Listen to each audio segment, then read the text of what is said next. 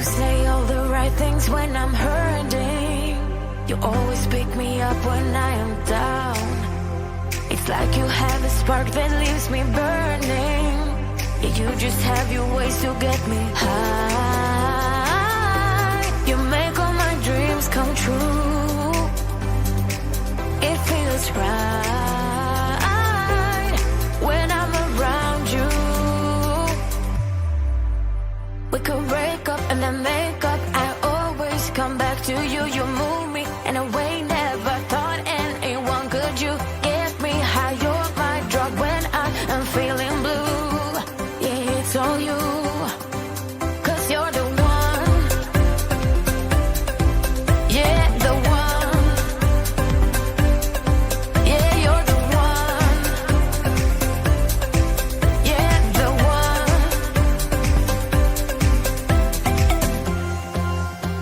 You touch me in a way that makes me shiver. Sometimes I can't believe that you are mine. Love's gonna be beyond my trigger. You kiss me in a way that gets me high. You make all my dreams come true. It feels right just being around you. We could break up and then make up. I always come back to you. You move me in a way never thought anyone could. You get me high. You're my drug when I am feeling blue. Yeah, it's all you. 'Cause you're the one. Yeah, the one. Yeah, you're the one. Yeah, the one. Yeah, you're the one, babe. Yeah, you're the one. Yeah, you're the one, babe. Yeah, you're the one. Ooh. 'Cause you're the one. Yeah, the one. Yeah, you're the one. Yeah, the one. 'Cause you're the one.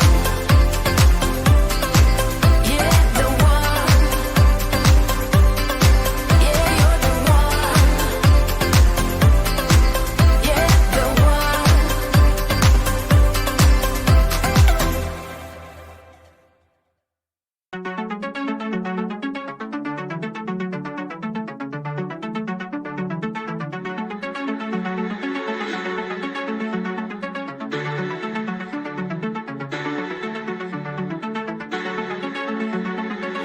It's time that we put out the fire.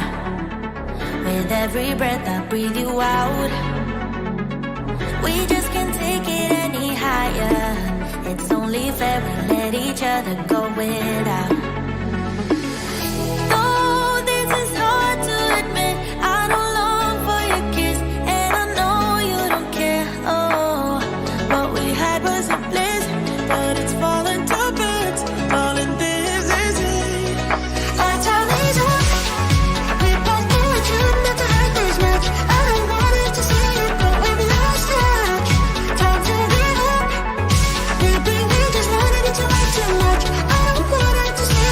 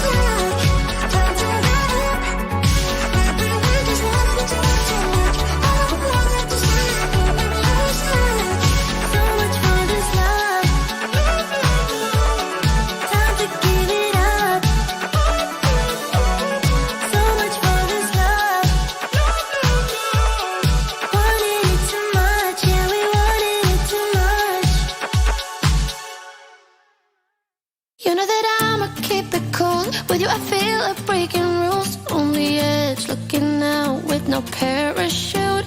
You know I'm dreaming about us too, playing around without a clue. On the edge, cleaning out. With us it's all or nothing. Ooh, but guess I need more of you.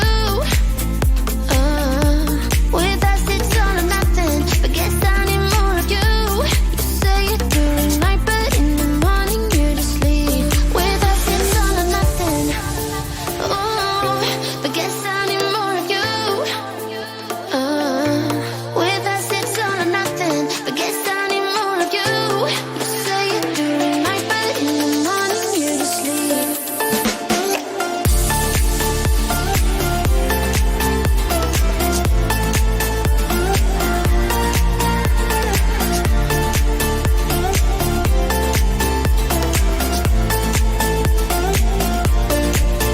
Had to convince my friends this time. Think you're toxic to my mind, but I know they don't know what you're all about. The way you hold my body tight, staying up talking through the night. Yeah, I know they just don't. With us it's all or nothing. Ooh, but guess I need more of you. With us it's all or nothing, but guess I need more of you. You say it during night, but in the morning you're asleep. I need more of.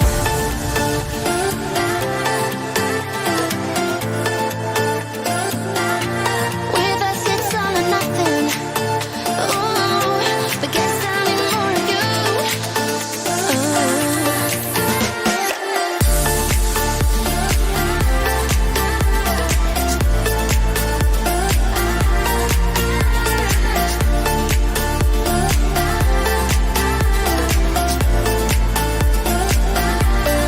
Why don't you stay?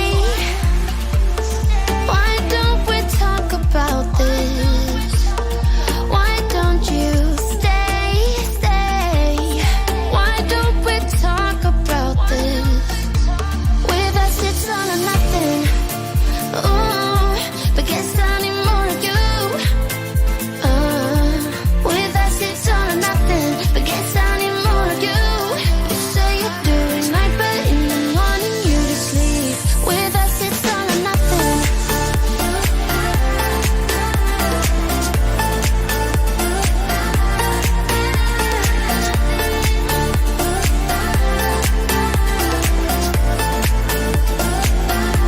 With us it's all or nothing.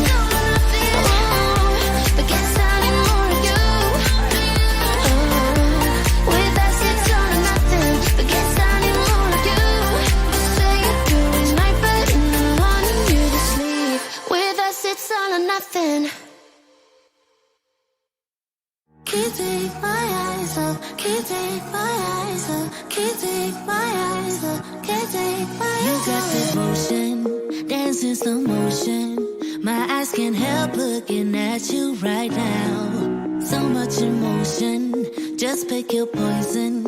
Is every move you make even allowed? Can't get enough. I try my best to look away, but I can't stop. Am I a freak to you? We almost touch. I feel your body move my way, you're close enough. So I say, can't take my eyes on you. You were all I see. Can't take my eyes on you.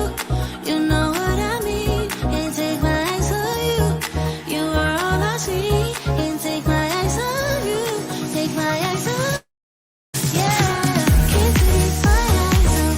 Can't take my eyes off. Can't take my eyes off. Can't take my eyes off you. Can't take my eyes off. Can't take my eyes off. Can't take my eyes off. Can't take my eyes off. Second head stern, you make my heart burn. It's like I'm awake inside of a dream. You're getting close. I broke it. Hello, everybody. Oh, you guys, I'm getting too fancy for my own britches. Getting too fancy for my own britches. Okay. Woo, woo, woo. Okay. Let me get settled in here. Holy moly guacamole. I got a light out. And I don't even know why. I don't know what's going on up there, but I got a light out. So we're going to figure that out. Okay. So let's just start out by saying, hello, everybody. It is Taco Tuesday. David Ryan is like, tacos. It is a legit Taco Tuesday. I love Taco Tuesday. Love Tuesday in general, making sure all my sound looks good. It does. Okay. Okay, everybody. We got all kinds of people in the house. Party people are here. Hello to everyone who is here live with me. I love it when you let me know where you are. So we got Bling Auntie is in San Jose, California. You are not far from our friend, Mr. James Hicks, who is also here today. Hello, everybody. We got Don Moody. We got Laura. We have more conversations. Yeah, more conversations is fired up right now. I love it. I'm excited about this. And we've got Cynthia from Purgatory Paranormal of New York. Julie Manning is in the house. Julie, this might be your first live with me. Maybe, just maybe, not sure. Not totally sure. Bridget's in London. Yeah, what's up? London, Tennessee, super party. I was reading CK's comment. Man, it kind of reminds me of the party parrot. Should I bring back the party parrot? Do you guys want me to bring back the party parrot? Because I totally can. It's been a while since the party parrot has been in our world. I think I'm going to go ahead and do that. I'm going to go ahead and we're going to get party parrot back in business with us. I think this is Party Parrot. Just double checking. I believe we need to bring back the Party Parrot. We got you guys are bringing it today. We got, we've Bademart Designs. Did not know you were watching from Ireland. That's super good to know. Very fun. Let's see. We got Detroit. Jennifer is up in Detroit, the Detroit area. Sonia's here. Hello, Sonia. Good to see you guys.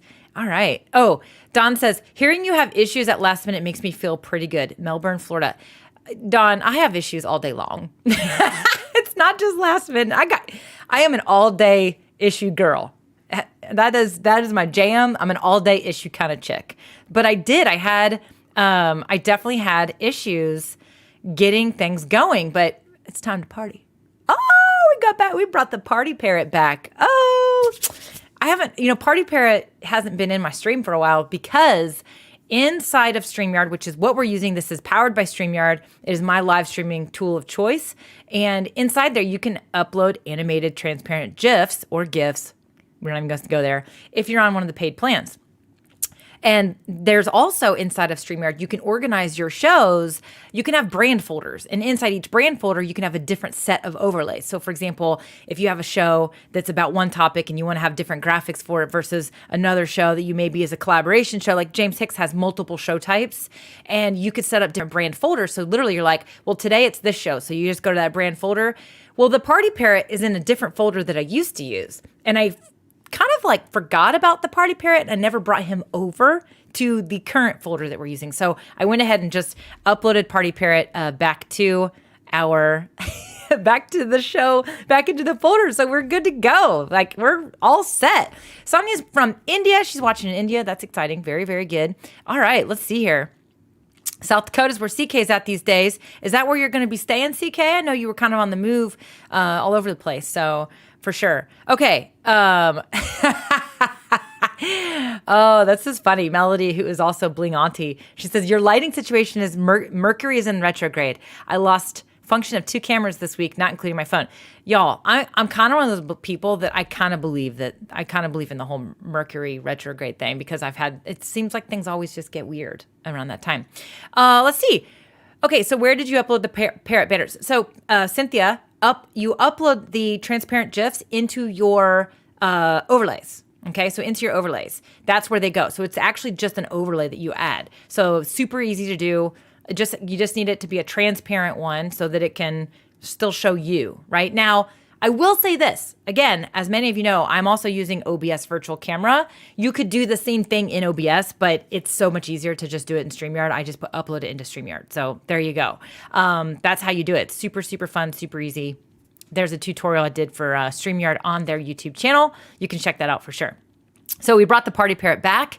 We're going to go ahead and let the Party Parrot rest. I feel like he's getting tired. So we're going to let Party Parrot rest while we get ready for today's show. I got to give a big shout out to Kendra Morgan, though, because Kendra, what's up? This is her first time tuning in live. So hello, Kendra. It's really awesome to see you here. So again, the power of YouTube that I'm starting to really see and really discover is that you can be so helpful and people will discover you and you can start to kind of have comments with people. So Kendra and I were passing back and forth a few comments because I was working, the whole multiple camera thing. Many of you have seen that video where, I talk about you can open up multiple browsers and have different cameras in your show. And now I do it different. I use OBS virtual camera, which is how I can easily, quickly toggle back and forth between, oh my God, I redid them. I redid my Stream Deck and now it's like all jacked. Logitech. There we go. Yeah, behind the scenes camera. And she gave me a pretty cool idea that I haven't yet explored, Kendra, by the way, to possibly move the camera a little further behind me. I used to have it further behind me, but I changed it for a couple of reasons. Oh, you can see my chapstick. There it is. I was looking for that. It was hiding behind my Stream Deck. But one of the reasons why I changed it was just the different angle, but she brought that up. And honestly, I think I'm going to add another camera where it's going to be behind me so you can see what's on my screens. That's actually a great idea that she had because I do a lot of screen shares and we get that whole Inception thing and all that craziness. But if I can get a good camera to show you what's on my screens, you'll see the whole setup, but also how I'm doing things, which is really important, which is why I think a lot of you like to tune into the show because you like to see how we do things. You like to learn how we do things, right? Yes. How do you use Stream Deck with StreamYard? Real quick, I'm technically not using the Stream Deck to control StreamYard at all. I'm using it to control OBS. So I set up scenes in OBS, and then that OBS works with Stream Deck.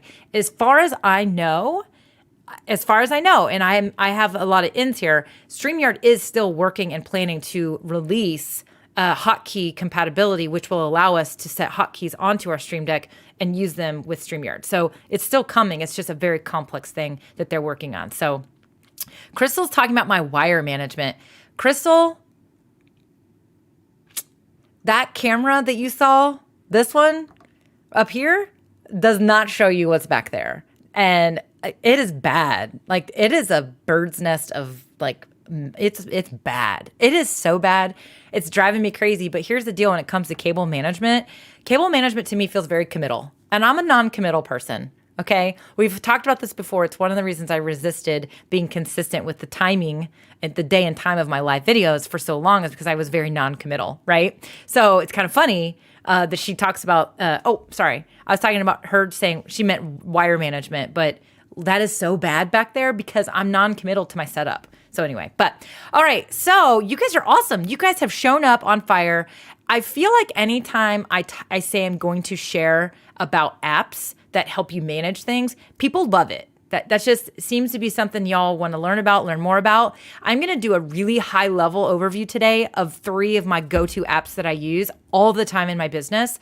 But I'm actually going to, I just saw James's comment in the corner of my eye and I'm actually not going to read it because I saw James's name come up inside the StreamYard studio where all the comments display. And I don't even need to read it because I already know it says something about the cables. I already know it says something about back there because we had a really funny communication exchange where he saw what was back there and it's bad. Like, it's a hot mess back there.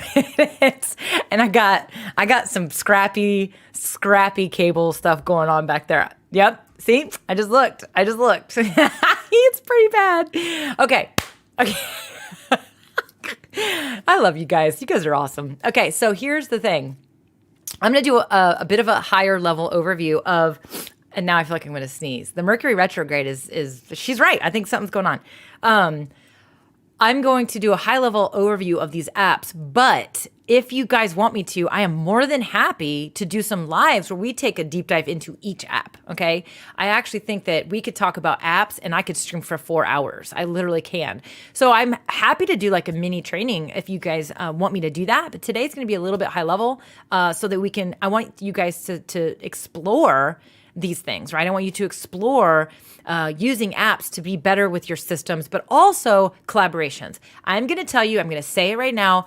Go ahead and put me down for this. Not that it's like massive. It's just, I think that 2021, we saw more people coming online, more people needing to 2020 made us all miss each other, right? So 2021 there were more collaborations. I think 2022 is the year of collaborations. I think you're going to see multiple people doing co-hosted shows, co-hosted businesses. I think you're going to see joint ventures coming back, even though joint ventures are scary. I see this, and I think it's because the world pushed us all apart, and now we're all desiring to work together and do things together. I know, like, James and I have done collaborations. James has a lot of collaborative shows. Billy here, who is here, hello, Billy, has a co-host show that he does with somebody. So I think you're going to start seeing that stuff. CK, do you listen to the deep dive? Oh, CK is talking about she wants a deep dive on, I think she's talking about a deep dive on the apps, but Deep Dive is also a podcast that I absolutely love right now. There's a few things I don't love about it, but it's kind of it's a collaborative podcast. Okay, so here's the deal. You heard of the year of the collaborator. I think we're going to see that. I will tell you, StreamYard Teams is coming out. It's going to actually make more collaborations easier when it comes to live shows. So you're going to start seeing that stuff. So I totally don't remember where the hell I was going with that, but we're here for it. Are we here for it? We're here for it. Okay, so here's the deal. Let me back up really quick. I'm going to jump into this stuff. I want to tell a quick story and tell you about the latest podcast, but I'm also going to obviously commit to my promise of talking to you guys about all this fun stuff. But you guys also came with questions today. So somebody had a question I saw that I wanted to answer really fast because I can totally do it and show you. Sonia says, I really want to put the shortcuts of various things on Stream Deck buttons. I think that will make managing live streams easier. It will. Here's the crazy thing. The Stream Deck is this beautiful thing I have in front of me. Let me go back to my other view. This thing. This is the Stream Deck. Okay, and I know that's not a very good picture, a clear video because we're using a super old webcam up there. But that is the Stream Deck. And when I push these buttons, it does certain things. But somebody asked a question about sound effects. Where is that comment? I'm looking for it. I literally, there it is. Okay. Bridget wants to know, can you use sound effects in StreamYard just like applause? So as of right now, key phrase, there are no built-in audio add-ons inside StreamYard.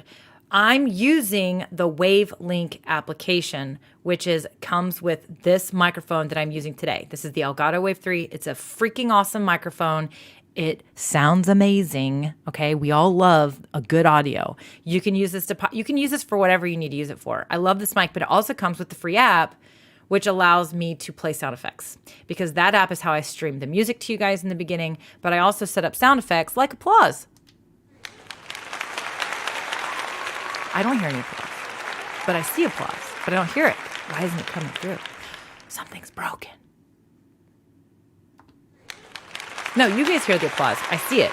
I just don't hear it. For whatever reason, I don't know why I don't hear it in my headphones. But I set up buttons to play sound effects with my Stream Deck, but they play into the Wavelink app, which then pushes it to you guys. So y'all should hear those sound effects. Okay, good. Caleb says I hear it. Okay, good. I don't know why I don't hear it. Something weird is there. Okay, let's see.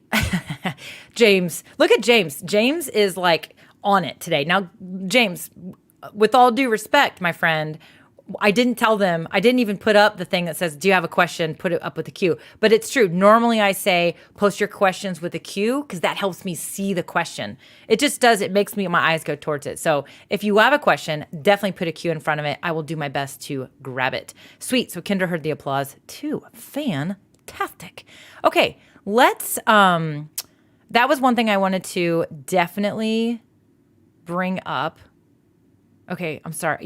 Yeah, you guys can give me a hard time. I'm here for it, you guys. I am here for you giving me a hard time all day long. All day. All right, here was Bela's question, then I'm going to jump in. He says, do you have any tips on how to do titles for your lives or what you write in the description of your lives? This is actually, Billy, can I go back to me? Gosh, hello. This is a really good question. And actually, I need to literally do an entire show on this because I think we all need to do this better. This is an SEO thing. I do think titles are important. I think titles are critical. I think they are a factor, especially if you are streaming to YouTube as well. I know that, for example, so think about it. When you see and you're scanning around and we have so many options with how we commit our time. But like if the title doesn't really tell you what it's about, like I used to just say marketing chit chat live Q&A, which I do sometimes still, because if I literally am just like, I don't really have a topic today, we're just going to get together, hang out, y'all bring your questions. Those streams are the best for you guys to bring all these awesome random questions, because I can sit here all day long. But when I'm like thinking about, I'm perusing YouTube and I'm like, oh, Mel did another live stream, but you can't tell what it's about because the title isn't clear. Most likely nobody's going to sit there and like watch a 60-minute live stream just to see what it's about. There's that. So I do think titles are important. I also think the titles are important because of search. So especially with YouTube, people are using the search function to learn how to do things. For example, I'm going to make a wild guess that Kendra Morgan Official, so Kendra, is that she found me because she was searching for something about StreamYard and she came across that video about the multiple cameras. She watched it, she learned it, she may have watched a couple other videos, and then she became a subscriber to my channel. And now here she is live with me, right? But that was all because she was searching for something and my video came up. So SEO is a factor, especially if you're streaming to YouTube. It's not as much of a factor with Facebook, but it's definitely important. So I do think it's important. However, I think there are some processes, there are tools like TubeBuddy, vidIQ. There are lots of tools you can do some research to help you come up with good titles that are going to help you show up. So yes, it's important. As far as tips, I just think be thoughtful, look around you, see what other people are, how they're titling things. I know that with my podcast, which is also the same thing, very important. Crystal will tell us that titles are very important for sure in podcasts for the same reasons. When I do a podcast episode, and if it doesn't pick up, so like I can see my download stats, I can see how many downloads each episode is getting. If an episode doesn't really take off, sometimes I will literally go in and I will edit the title. I'll change the title, and next thing you know, it picks up. And so, in fact, one of my really popular episodes didn't take off at first, and I changed the title. And honestly, I changed it to how to blah, blah, blah. And now it's actually the episode about how to be more consistent with live videos. And the whole premise of it is essentially have a permanent setup. Like have a setup that's dedicated to your live videos, and you are more likely to create more live videos because of that barrier of entry of, oh, I got to set everything up. Oh, I got to hook this up. I got to hook that up. If you just have it all set up at all times, you're that much more likely to be consistent with it. So if that means maybe try to create a studio in your house, have a dedicated space. And that's what the episode's about. Well, I actually had a hard time titling it, but once I changed it to like how to be more consistent with live videos or something like that, boom, it like took off. Right? And so for sure, like I think how to and certain phrases definitely help for sure. Yeah. So this is actually also something you can do, especially with YouTube, is you do, I've done this. Oh, to enable those, start in the description bar anywhere with, yes, start chapter, automatically start chapters. What?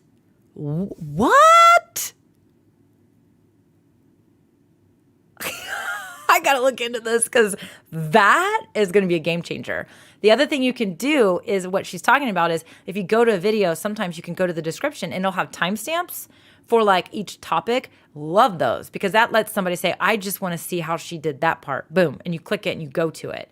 But I've done that with some of my old chit chats and Q&As where I went in and I actually typed the questions and I did the timestamps, but I did not know there was an automatic. I'm going to have to play around with that one. Gonna have to play around with that one for sure. Okay. All right.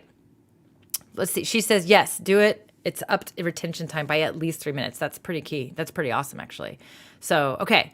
All right. Here's what we're doing. Oh, Robin says, hello, Robin. She says, I see many creators in my niche go live on Facebook. Most of their videos are labeled as untitled.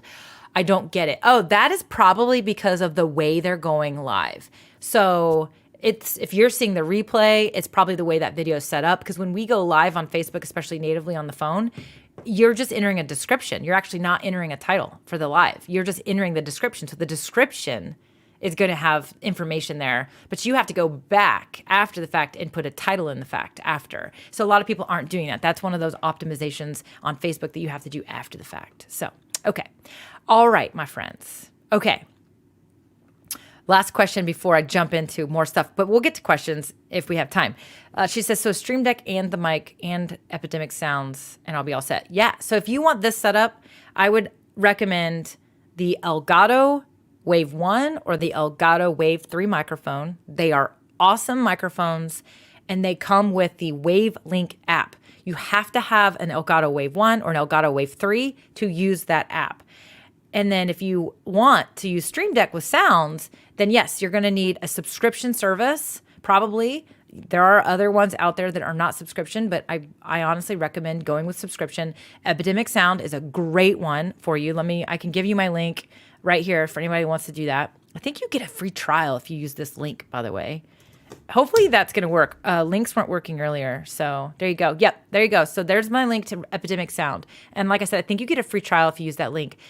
That you can download sound effects and you can play songs and you can stream them with the Stream Deck. As long as you're using that WaveLink app. Now, I will tell you, the WaveLink app is there's a little bit of a trickiness to setting it up. Go watch some YouTube videos, and once you do that, you'll be good to go. So I definitely recommend that. Now, if you want to have the view like I have and do some of that, you're going to need OBS, virtual camera. Like if you're wanting to use the Stream Deck to change your camera views, you would need, as of right now, you would need something like OBS, virtual camera, which is free. So there's a lot there that I just mentioned. But yes, if you're wanting the music and the sound effects, Epidemic Sound, this microphone with that app, and your Stream Deck, and you can push buttons to play those sounds for sure. You can configure it all together. I'm way due for a show that is basically like, here's my current tech stack and here's how I'm using it all. That is a little less random than some of the ones we've done in the past. Some of you have been there for those. So, okay, let me get that off there. Here's the deal, real quick before we jump in today. I wanted to let you guys know that there is a new episode out, and this is actually, again, like there's just serendipitous moments that happen in this world. The new episode is about the algorithm.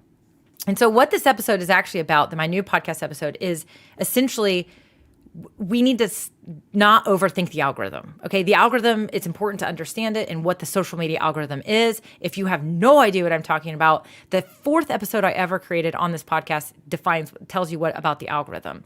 But essentially, this episode is essentially saying, don't overthink the algorithm. You need to focus on your audience and creating really good content. The algorithm will serve you, right? That's the whole point. The algorithm will serve you if you focus on the right things. But I see a lot of creators and I hear about a lot of people who are like, oh, that's a really good idea for my show. I keep getting this question. And then they go and they do this, like all this research, and they decide based on the research that they're not going to do it because it's not going to come up in search and all that stuff. Algorithms are part of SEO and all those things. So I'm talking about all of it when I talk about this in this episode. If your audience is asking you to show them something and there's nothing out there showing you, like it's not going to rank well, who cares? You need to serve your freaking audience, okay? So essentially that's what this podcast episode is about. But here's the funny story. So Bling Auntie, she's not Bling Auntie she's not commenting as Bling Auntie today. She's commenting as Melody. So here's what's energy, you guys. Literally, I just recorded this episode and it released today. And just yesterday, Melody found a post on my Facebook. And she even says here, I wasn't stalking yesterday. I was trying to find a place to set my reminder on Facebook for your show today. And so something happened where, for whatever reason, Melody found a post that I made I will honestly freaking bring this up because it's that funny. It's that good. I'm sorry. I have to. But she found this post from the other day. I guarantee I have notifications about this post. It is from December of 2018. Okay. Yep. There is a notification that somebody interacted on this post. So this is legit, like, share my screen. Okay. Here we go. Let me pull this up. Oops, ad. Okay. Let me turn the overlay off. This is the post, okay? This is me after a procedure. And here's the deal. For those of you that are new and don't know this, I am a breast cancer survivor, okay? So 3 years ago, like literally 3 years ago in October of this year, I found out I had stage 0 breast cancer. And I had a couple of surgeries and they couldn't get, the margins weren't clear. There's a whole process and story there. This post is me letting everybody know, like, hey, here's the deal. it's been 2 weeks since my last surgery, yada, yada. I'm basically letting my Facebook world know that I'm going to be having to have surgery again and that we are going to have a double mastectomy. Like, that's what this post is about. Well, Melody found this post somehow. I don't know if it showed up in her newsfeed. She commented on it. And I responded to her. She was referring to, Amy Porterfield was the person who was saying this to me. And she gave me this great advice. And I put it in here because the whole journey that I went through, I was actually trying to share things to, one, open up more exposure to what it's like to go through this journey and this process. But at the same time, that's what I need. I need connection. That was my part of my healing, was to just be open, right? But also share these like inspiring moments, or the way that I was trying to find the silver lining all the time through the process. So I share this. And so she was commenting about Amy's comment, and I commented back. Within an hour, I start getting notifications like, so-and-so liked your photo, so-and-so liked your photo, so-and-so reacted to your photo. And I'm like, oh my God, it's that photo. But then people started commenting, like, people literally were like, you got this, praying for you. And I'm like, oh no. Like, oh no. And so people like were seeing the post, but they weren't noticing in the tiny gray print that it was from 2018. It was showing up in their newsfeed. A post from nearly 3 years ago was showing up in the newsfeed yesterday and last night. And this went on, and it's still going on. I'm continuing to get notifications, but I had to literally, I commented on, I was like, everybody. I was like, chill. Right here, I was like, friends. This post is from 2018. Like, it got lifted up because of the algorithms. And so same thing, like Tiffany was like, okay. Like, people were like, oh my God. After I made that comment, all those people that had commented before got like a notification like, oh, Melanie also commented on this post. But a lot of people weren't seeing that. So look, some people were, this was funny. I thought this was fun. She's like, hallelujah. I was wondering how you would have a double mastectomy twice, right? That's serious overachieving. I thought that was pretty funny. So anyway, but then the people were still commenting, thinking, they're like, you got this, you can beat this. And I'm like, oh no. So what I ended up doing was I went up and I added right here, I said, update. If you're seeing this post now in 2021, it's because recent comments have pushed it back into the newsfeed. But please note, this post is from December 2018. And then I put original post. So it was funny because I was actually literally sitting at dinner last night, and Doug's like, well, why don't you just delete it? And I'm like, I'm not deleting that. That's like part of my history, And so I just updated it. So I went in first thing this morning, and I made an update to it. But the reason I'm telling this story is because this is relevant. This is what this happens. Like, you can have a post go viral, right? But then you can have a post go viral again. Like, and that's essentially what happened. I think I looked at it when I looked at it last night. I was like, oh yeah, that post, like, oh, reminisce. And every once in a while something will show up in my memories. And I literally was like, wow, that thing, like those posts when I talked about my breast cancer journey and when I was sharing those updates, they got a lot of engagement, just naturally. I mean, sheesh, right? Like, that's just what happens. And I remember looking at it yesterday, and I was like, wow, that had like 400, somewhere over 400 likes. It has 526 reactions right now. So not only can something go viral, or, when I say, you guys, big air quotes here, when I say viral, right? But again, it can actually represent itself, and things do represent themselves. Things represent themselves. So be aware of that. So again, this is what's interesting about social media, is that the algorithms will resurface things. So I'm just saying that because literally, like, today's podcast episode is about the algorithm. And then this happened yesterday.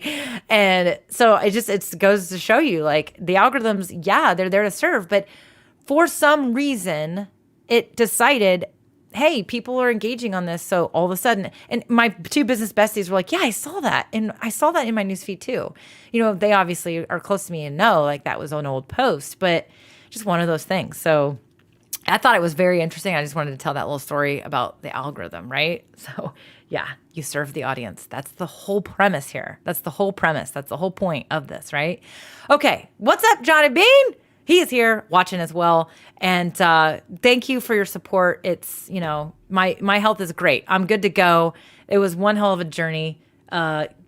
two surgeries, then a double mastectomy, and then took a nice break.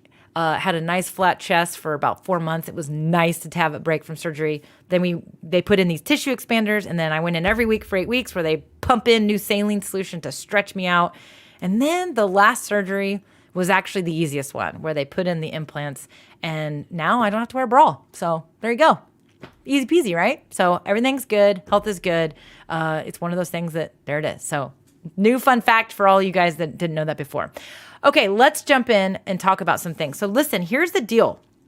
I'm going to talk about, the first app I'm going to talk to you about is called Trello. And what we use Trello for. So Trello is an app that was built by a software company because they could not find a project management application that served the way they wanted to do project management, which is an agile style of project management. So they basically built their own. They literally built their own and used it for themselves. I mean, that's what smart software people can do. They can be like, hey, let's build our own app to serve our needs. They ended up making it public. They ended up being acquired, so that company no longer owns it. But Trello is, in my opinion, one of the best applications you can use when you are doing a brain dump of ideas. So when you're sitting there thinking, hey, what can I do here? What are some ideas that I can have? You can write them in a notebook. You can do whatever you want. But the reason why I like Trello is it's an application that actually you can access on your phone. You can access on your computer. And if you're anything like me and you're out on a walk and an idea hits you, maybe you're listening to a podcast, maybe you're, reading stuff. I don't know, but you're not at your computer or you're not where your notebook is. And that idea hits you. Put it somewhere. You need to put it somewhere. And so I love Trello because it's accessible. In fact, all the apps I'm going to talk about today are accessible across multiple devices, which is very key when it comes to being efficient and productive as an entrepreneur. And many of you are doing this as you're creating content as a side hustle. It's not your main thing. So you might be, you're on your lunch break, right? When you're working on your business. Yeah, you're on a break when you're working on your side hustle. Well, you're not at home at that home computer. You need to be able to grab something and be versatile, right? Or you're traveling, that's part of the reason why many people become creators and entrepreneurs is they want flexibility. They want to be able to not be chained to a desk or a notebook. So I love the Trello application, which I'll show you here in just a moment. But what it does is there's a lot of old content in my Trello board. So bear with me, but it basically is a series of boards. So honestly, think of these boards as like literally a bulletin board. And you're cutting things out and you're pasting things up on that bulletin board, or you're writing down an idea on an index card and you're pinning it up to that board. That's essentially how these are designed. That is the way that this is done. So you can do this for courses. You can do this for your podcast. You can do this for your YouTube videos. You can do this for different things. And what I love is you can have different workspaces for different things. So you can have a workspace for, your house and your home, and you can use this to book to plan travel. You can use this for your one workspace could be your whole podcast, right? You can do it all kinds of different ways. Now, another thing that you can do is that you can actually use a board as each project too. So let me just show you really fast. So when I did my Facebook Live boot camp, I put all the ideas into a board. And so I'm going to open this up and you're all going to be like, whoa, busyness. It didn't start this way, okay? Here's the deal. I loved using this because it was like a bunch of Post-it notes that I could reorganize. I started out with like, okay, here are all the things I want to teach people in this course. And then what I decided to do was put all the ideas in there, but then here's why Trello is so cool.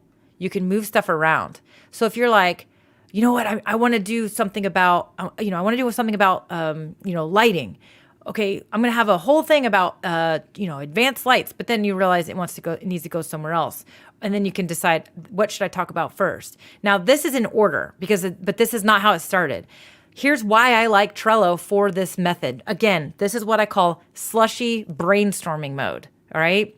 You need to be like dumping ideas together, but then you need to reorder them, because if you're anything like me, when you start brainstorming, if I literally open up like a notebook and I start writing ideas, there's something about the way my brain works. I actually get a little hung up the fact that there's no structure. And so I feel like I need to know, okay, well, before I come up with my list of ideas, I need to know which lists I need. And then I get stuck on that. So for me, when I just need to just throw a bunch of ideas at the wall and then figure out how to structure it and organize it, that's when I go to Trello, because you can literally move an entire list. Watch. I mean, I am moving this whole list of cards.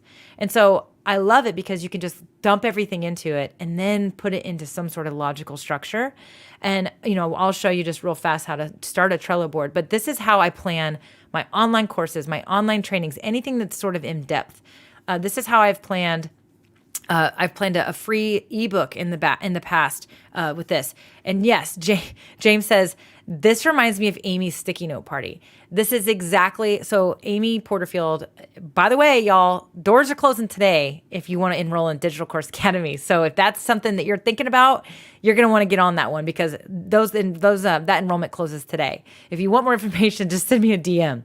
But one of the things that you can do when you're thinking about creating a course or a training is you do this. You start to basically put all these lessons around, and then you organize it. That you can't start with trying to organize it, because it will stifle your creativity. And so this literally looks like the finished product of how she has this practice where she writes all these things down on sticky notes and then moves them around on a wall. And then what do you know? Next thing you know, you have all your modules and your lessons created, and then you go create your outline from that. And so this actually does look like that, because that is essentially what this exercise does. Now, what's really cool is that on each card, when you create a card, you can click it. It's like, think of it as like flipping it over, and then there's all this detail on the back, right? And so you can add more descriptions. You can add a due date. You can attach pictures. You can even add a to-do list to it. So you can create a checklist for the card and put in tasks. So if you wanted to use this application to also, like, okay, I need to do this. Okay, I'm going to create, this, going to launch a podcast, I guess is what I'll say. Well, you're going to need artwork. You're going to need a title. You're going to need a service provider, a hosting provider. You could put all those items in here as things like, okay, remember to do this, remember to do that. And then you can mark them off. So really, really cool. Now, here's where it gets really interesting. You can also collaborate with other people on a Trello board. So you can add people to a Trello board, and then they can actually be a part of this Trello board with you. And so this is great, again, for collaborations. So James, James is like the tech guy, but like I said, James has multiple shows. He's also working on some really cool stuff, and I have a feeling James is really ready to go big with his content in 2022. So he is building the foundation right now. But one of the things that was really cool is if you have contributed to James's Buy Me a Coffee ever, then you go on this little email list, and he sent an email out the other day, and he's like, here's my content plan. Here's what I'm working on. And so I was able to see like, oh, this is cool. He's got multiple things in the works. So if he wanted to, he could actually create a Trello board with his co-hosts, and he could collaborate with them using Trello. But I want to show you something else. But before I go to the next app, which is actually where I like to take projects to the next level, I want to show you really fast how this all starts. So when you go to create a board, you literally are just going to say, create a new board, all right? So we'll just call it demo. And then you can pick a color. You can customize the background if you really want to. But then you start out like this. And so this is a list. And so just call it like ideas, right? And then, here you can say, I don't know, whatever. So just start out and say, how to start a podcast. How to, create titles for your YouTube show. Whatever. These are just ideas. And then all of a sudden, next thing you know, you're like, you know what? I got a lot of ideas for YouTube. So I'm going to create a list called YouTube. And then I'm going to create a list called podcasting. And then I'm going to create a list called live video. Okay. So you see where I'm going with this? And then as you come up with these ideas, and again, let the ideas come first, and then be like, ooh, there's where my categories are. All of a sudden, here you go. Boom. How to create titles for your YouTube show. Drag it over to the YouTube list. How to start a podcast. Drag it over to the podcast one, right? So again, that's how that organization happens. So for me, I don't necessarily know how I want to organize a big project until I have a lot of crap thrown out there, right? So I really, really love doing that. I love using Trello when my idea is not firmed up. Now, what's really cool too is if you have collaborators on the board, they can add cards, they can comment on the card. You can say, hey, where are we with this? And they're going to get it. Now you can like add other types of content, record a loom. Like you can record a loom right there and add it to it. That's the thing that I love about Trello as well, is that it is super awesome in regards to how they are always adding stuff to it. So that was the first application that I wanted to talk to you guys about today. I will tell you that all of my apps that I love to use are on melaniediane.com/resources. If you go there, some of those applications, they do have my affiliate links attached to them, but that's where all my favorite apps are. So if you want to see like where's Mel's go-to list of stuff that works, that's where it is. So definitely go check that out. Now, here's the deal. I like to use Trello for slushy brainstorming. Again, coming up with the ideas when I have a bunch of crap in my head and I just want to get it out. Okay. If you were thinking about writing a book, you could use Trello to put down all these ideas. And then literally you can decide, oh, great, here are the natural chapters that are starting to make sense. Make each chapter a list and then put those ideas under each one. This works for big projects like that, especially content projects, which is why I love to use it. You can use it for, you can use a whole board for podcasts, a whole board for YouTube, or you can just say, I'm going to make a board called content. And one list is YouTube videos. The other list is podcast episodes. The other list is social media posts. The other list is collaborations and interviews I want to do, right? Boom, put them all those cards together. And there you have those ideas. I can't tell you how many times I've been like, oh man, I remember having ideas the other day on my walk. And it's because I didn't take the time to put it into one of my apps. And so you lose those ideas. You have those moments, right? It's a great place to save information and to come back to. Here's the other fringe benefit of this is that sometimes I'll go to an old board, like I'll go to that old outline that I have for my boot camp. And it kind of like, I look at it, I'm like, man, I'm proud of that. Like that's something I've made, that I've launched and I've done. And I have students that have gone through my program and I'm proud of it. And you look at it, and especially if it's time to revisit something, then you can actually make a duplicate of it, and then you can go in and enhance something you've already done. So super, super great. This is great for creators. This is great for content people. You can use it in many ways. Like I said, you can literally use it to plan travel and book travel and book projects. You can use it to plan a high school reunion if you want to, right? So James says Trello is dope. Pricing is right too. Yeah. As far as I know, it's still free. Like I'm on a free plan. I'm not paying for it unless I'm like grandfathered into something, right? So definitely one of those things. It is free. It's a freemium tool, so you can pay. I don't pay for anything. Like I don't need to. There's like automations and all these crazy things you can do with it. I don't pay for that stuff. So if you're just now joining me, I just went through and showed Trello as the reason why I love to use Trello as my kind of brainstorming application when I need to just throw things on paper. Now, what I'm going to show you next is what happens once it becomes something solidified. Now, here's the deal. Project management, I think, is very valuable, but these applications will, thank you, Jaya Rose, Interior Design Educator. It's still free. Fantastic. Hello, JP High Tech. Good to see you catching us live. What is up, my friends? Good to see you in the comments. So here's the thing. That's something I want to be very, very, very, very, very adamant about. Project management. I'm actually a project manager at heart. My background is in project management. I see so many people, they feel good about like dumping all of the tasks into project management applications because it makes them feel good. Have you ever like sat down and made a to-do list and you're like, boom, boom, boom, boom, boom, boom, and you write down all the things and all of a sudden you feel freer? Like, especially if you're like anxious, middle of the night, you got a lot of things on your mind. If you write that stuff down, all of a sudden you can sleep again.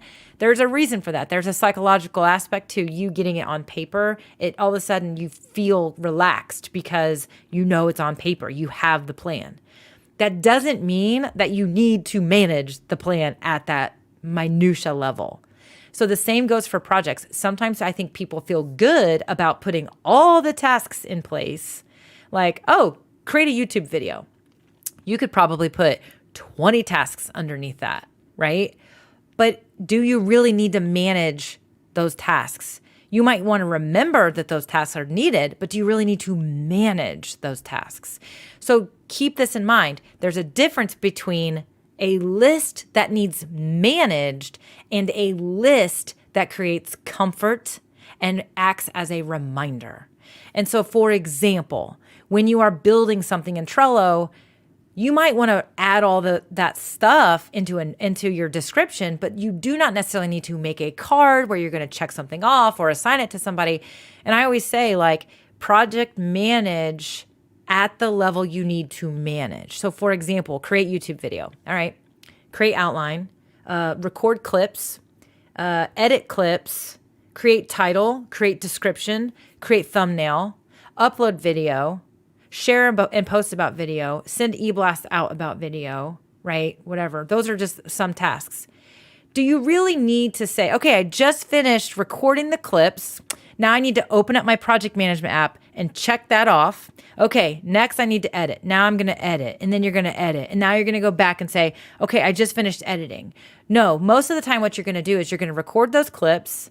If you're doing this yourself, you're going to record the clips. You're going to know it's ready to go. You're going to edit. What are you going to do when you're done editing? You're probably going to upload it right away. So do you really need to have separate tasks?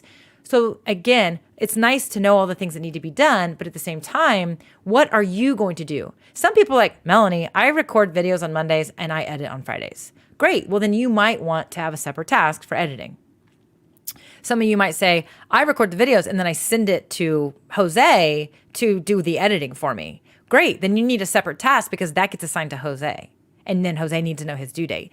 Do you see the difference? Or are you like me and you're like, I record the clips, I'm going to edit those. And when they're done editing, whoop, that thing's getting uploaded and scheduled. If you're like me, then you need a task that says record and upload video or record and schedule video or create video. And that's it. So back to it. It's very, very critical that we are not too detailed in how we are project managing. Okay, there you go. The reason I wanted to share that with you is because the next application I'm going to show you is called Asana. So Asana is, I love that CK is like, okay, I just created a Trello account. Yes. Okay. Fantastic. Robin says, I'm a list maker. It's the execution that I fail big time. Yeah.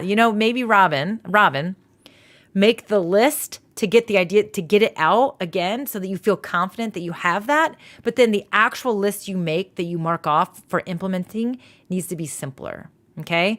So that's the system I use. I make a long ass list. And then when I'm like, it's time to get shit done, it is a simple list on an index card. That is it. All right. Apparently I have to log in. So we're logging in right now. Here we go. We're logging in. Time check. I'm talking too much. We talked too much in the beginning. My goodness. Why can't I get logged in? What is happening? Okay, hold on. Why did it log me out? That's what I really want to know, because I was logged in earlier. I'm in this thing every day. Now I have to be very careful because I use this application with other people that I'm not. What is happening? Other people that I am not allowed to share this stuff. She says I fail at the simplest too. That's actually really cute. Asana is the next app I want to show you all. And that is, let me see here. I'm getting there. Sorry, you guys. Not sure what's going on. Oh, no, I don't want to open it in that tab. Okay. Let's try this. Here we go. Mercury retrograde. That's what's happening. Okay. Let me get logged in. I do not know what's happening. Log in. Weird that it logged me out. First of all, maybe it's a different email address than it used to be.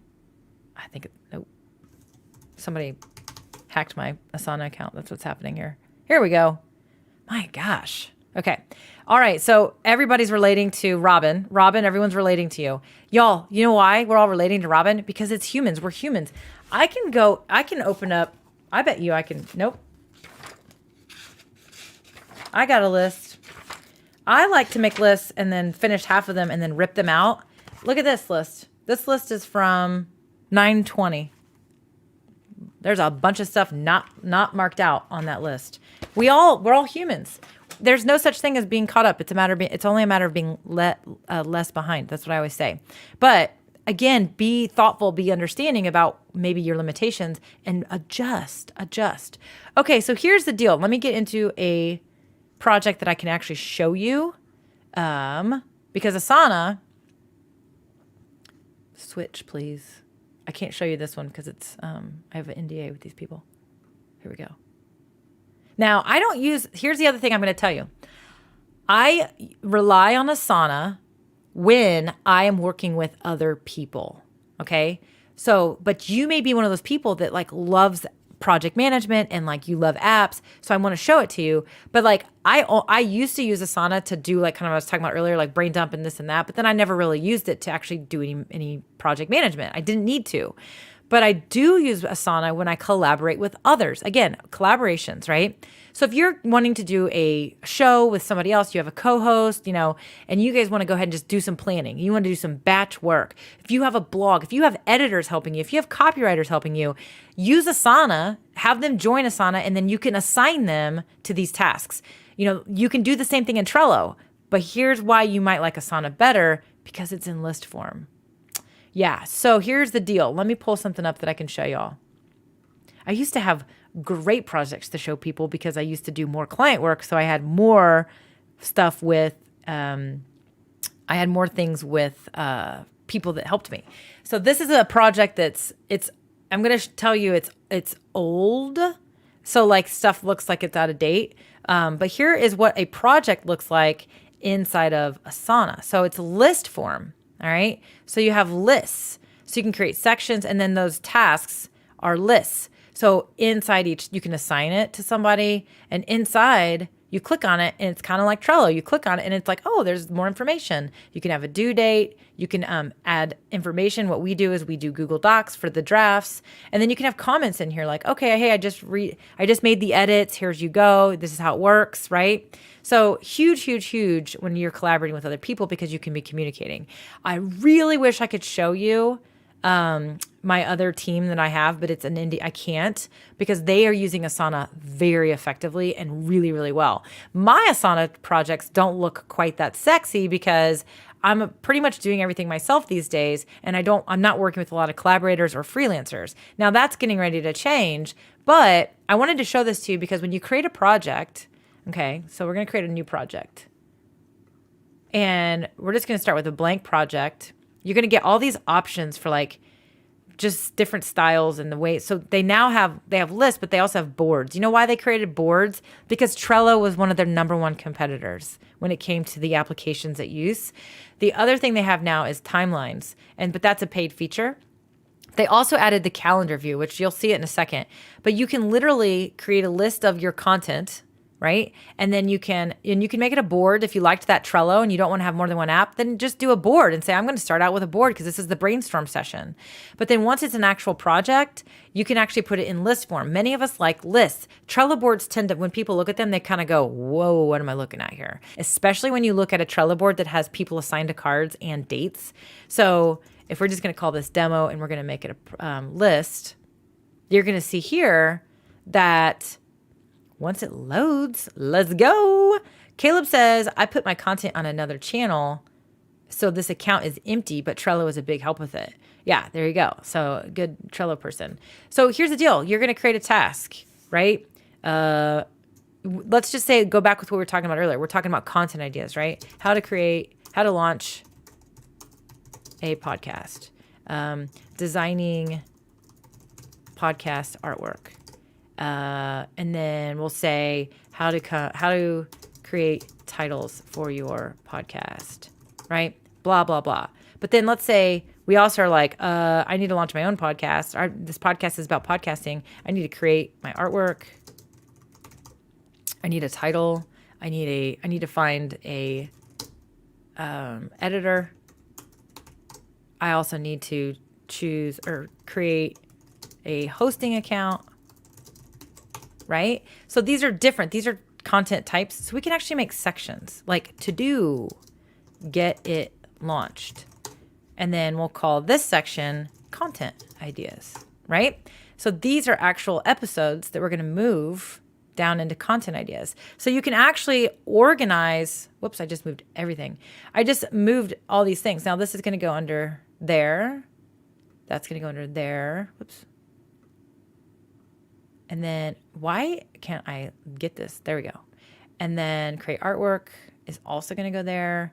Title is also going to go there, right? So now I have two different sections inside the same project, right? So it's list form. So I can assign it. can assign it to me. I can give myself a due date. When is that episode going to launch? That episode's going to go out the 20th. And then this episode is going to be mine. That's going to go out a week later. And so on the 29th, 27th, I mean, and then this episode, right? These are actually due dates. My bad. You got me here. Hold on. Let's do that again. The 29th, I'm going to show you how this looks on a calendar. Then we'll do a week later because weekly is great, right? I always talk about that. And then we'll do the 13th for that one. Okay. So these are assigned to me. And that one too. Now we're going to look at these on a calendar. So I'm going to click calendar and check it out. Oh, isn't that nice? They also now will allow you to see it in a board.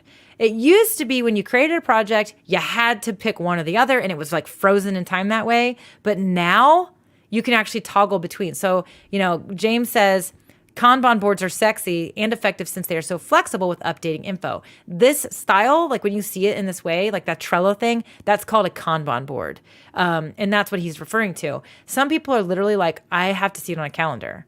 So what I love about Asana, now Trello has similar views, but what I love about Asana is you could do that. Now back to his point, check this out. Oh, let's actually move these to Thursday. All you have to do is drag and drop and it's going to change the date. So if you are shuffling a lot of content and trying to figure out when things belong and when they should go, probably makes sense. Let's move this one here and move this one here. Rearrange those. Now, if we go back to our list, it actually changed all of those things. Okay. Now the list doesn't have them in the order of dates, but so I really do like the versatility of this. I love so Sonia says, I like Kanban way of looking at projects. Yeah. So everybody's different. That's what's crazy. So Jaya Rose says, I need that calendar in Outlook or Gmail. You can do that. I think you can do that if you are on, I am almost positive that you can integrate Asana with your calendar, but I think it's a paid feature or it could be something else. That is something that to look into, but I believe that you can do that for sure because it's nice to have it all in there. Me personally, that would overwhelm the crap out of me if it was like part of my Outlook calendar because I got like Addie's schedule, my personal schedule, my work schedule. I got volleyball schedule. I got all the things in my Outlook calendar. I do not need my content in there too. That would freak me out.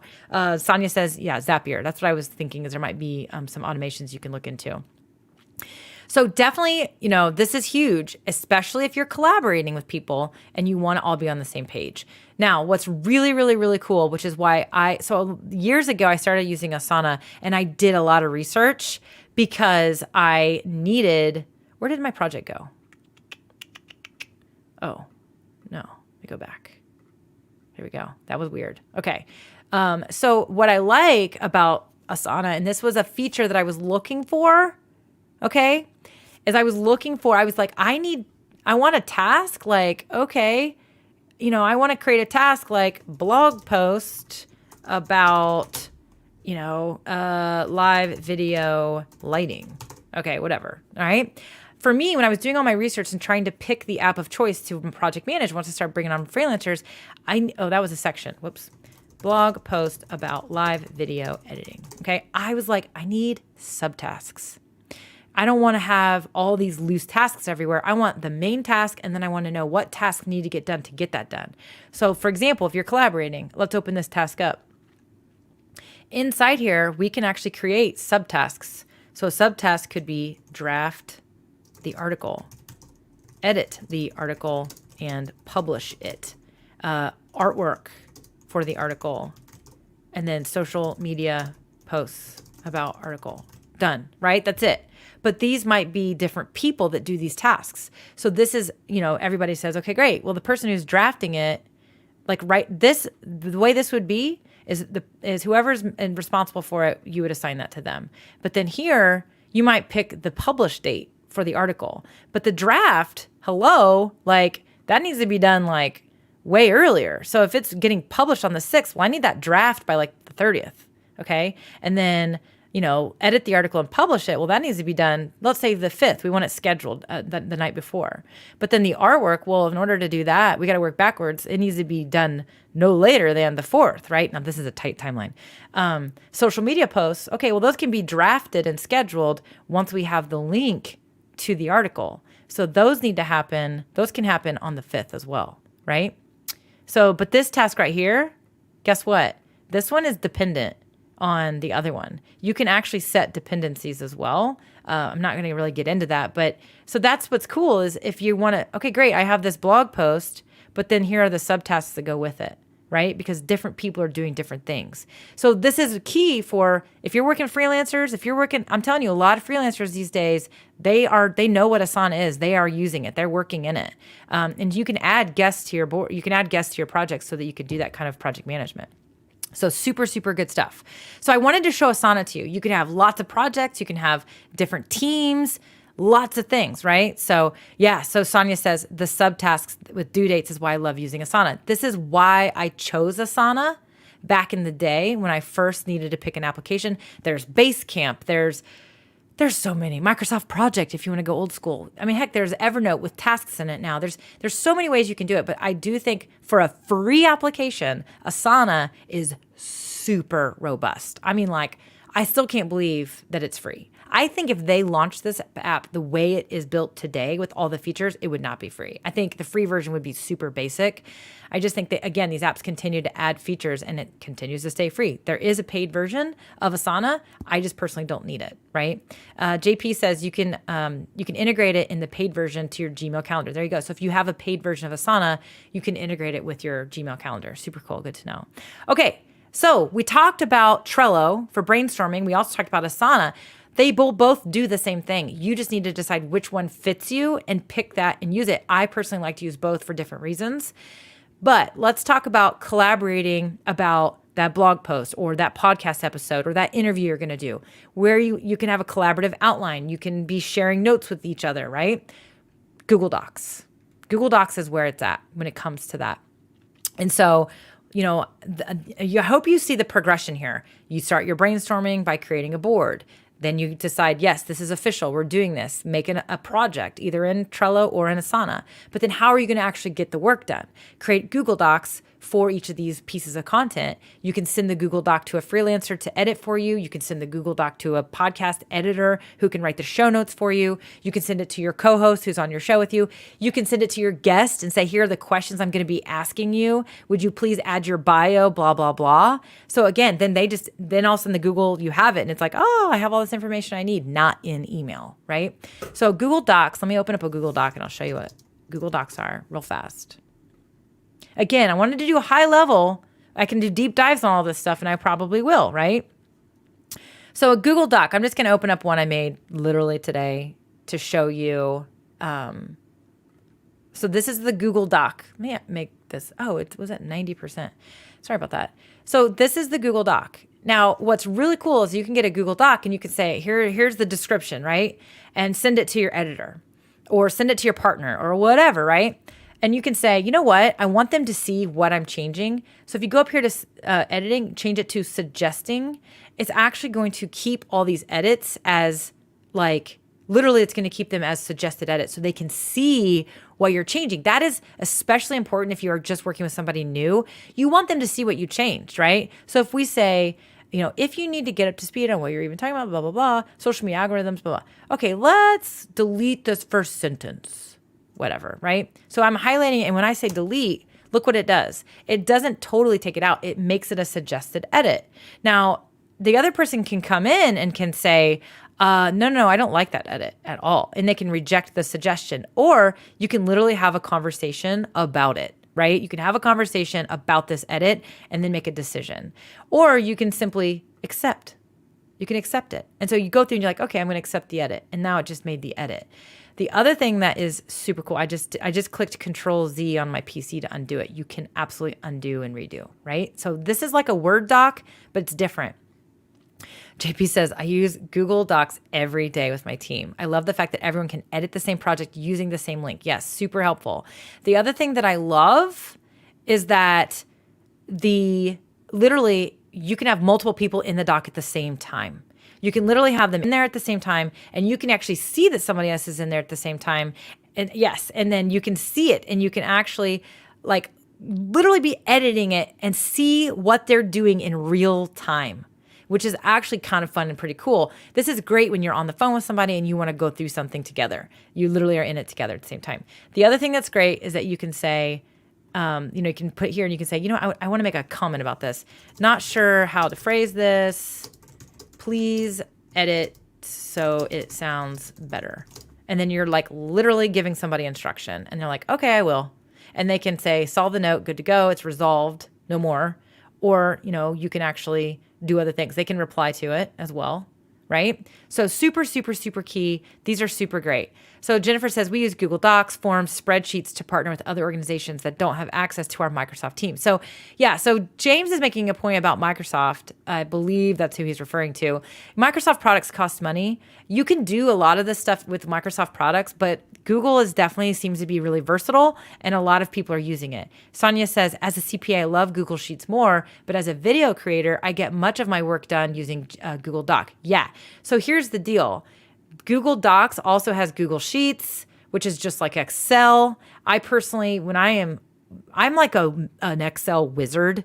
And so for me, I do use Google Sheets for sure, but I use it at a higher level. When I need to go make like a really badass spreadsheet, I actually make it in Excel. I'm just saying. But like I literally have a collaborative Google Sheet with my ex-husband, and it's how we keep track of like Addie's expenses, that we're sharing those expenses. Like we have a lot of things that we both basically will split, right? And I just keep track of it all. And so I put it in a sheet. It's very easy for him to see, okay, cool, here it is. And then like every so often it's like he'll cut me a check for his portion, right? So you can literally use Google Sheets, Google Docs, where multiple people can access them and make edits and do all kinds of things. To do that, you just go up to share, and you're going to basically set that sharing thing. So you can restrict it so that only people added can open it with a link, meaning people you literally have added to it, or you can change it to anyone with the link.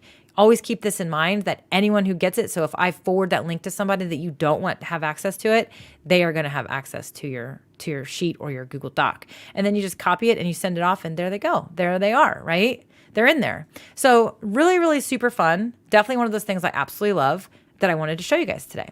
So we talked about Trello, we talked about Asana, and I told you about Google Docs. Now, Google Docs, in my opinion, is a great place for those collaborations, those episodes you're doing with other people, the people that you have freelancers helping you do work with, co-hosts and things like that. Create a Google Doc, put an agenda for your show in there, add the link that I told you about, that I just showed you, to the Asana task or the Trello board card, so that when you're both in there, you can be like, okay, cool, here's the episode we're going to work on today.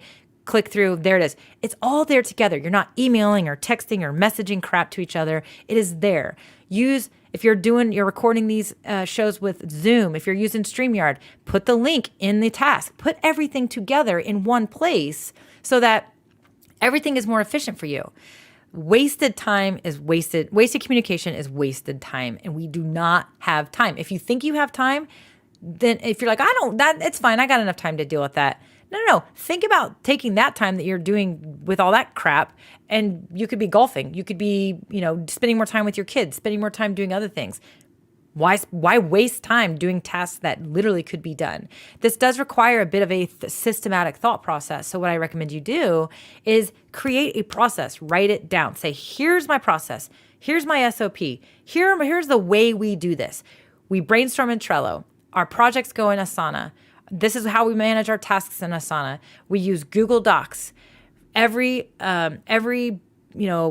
show, we create a Google Doc for it. That link goes in the task. The StreamYard link for the show goes in the task. Blah blah blah. The images for the show go in the task. Blah blah blah. Right? Decide what your system is going to be. Okay. What I love about Google is Google Drive, Google Docs is everything is created. It's saved online, and you just have a link for everything. So you can add those links to your Asana project or to your Trello board, so that again, it's all there in one place. Okay? Makes it a lot easier. So wanted to show those things to you guys. Those are huge, huge things for me. Again, as I mentioned, you can get all You can get links to my favorite tools and see my favorite tools. I'm actually getting ready to give this page a little bit of a refresh. I'm actually getting ready to give my website a refresh. But if you go to MelanieDiane.com/resources, you are actually going to see a lot of my favorite applications. And up here, you can click a button and it'll just take you to that section of the page. But you can also just scroll through. And you're going to notice that Trello is right there. Asana is right there. There are other applications that I love to use as well. There's your Google Docs, right? Canva, StreamYard, all the things I talk about all the time. You can get all of those right here on this page. James, thank you for posting that link over on YouTube. Appreciate that for sure. So these are the things I love to talk about. If you see something on this list and you're like, whoa, can you talk about that? Let me know. Come in the group, come into the DIY group on Facebook, DIY Marketing with Melanie, and post a post and say, Melanie, will you do a show and talk about XYZ? I would love to do deep dives on these things because I love to. And if I have somebody that might be a better expert at it, like the titles question that Billy posted earlier, I'm going to maybe grab somebody and say, hey, well, you are really good at SEO. You have a really good system. Will you come on my show and teach my audience how to come up with titles for their YouTube videos or their live videos, right? And so put that stuff in there. And if I'm not the right person, I'm going to bring somebody on because 2022, y'all, collaborations, right? So that's what I wanted to talk to you guys about today and let you guys know. CK wants to go fishing. Definitely. Laura says, knowing your process is so important. I totally agree. So here's the thing a tip I will give you. If you're new to building a process and using these apps, document this process now as you build it, because as you grow, you're going to bring on freelancers. And as you grow, you may be bringing on team members. Having that process documented enables you to train them more effectively, which again is going to make the process work. Giving them a tool to look back on and say, oh yeah, this is how I'm supposed to do this when I work with, Caleb. So document that process, put it in an SOP, put it in a Google Doc, and save it so that you can share it with other people. All right, everybody, I would love to continue chatting with you, but I actually have to run. I've got somewhere to be. We're going to go watch a tennis match.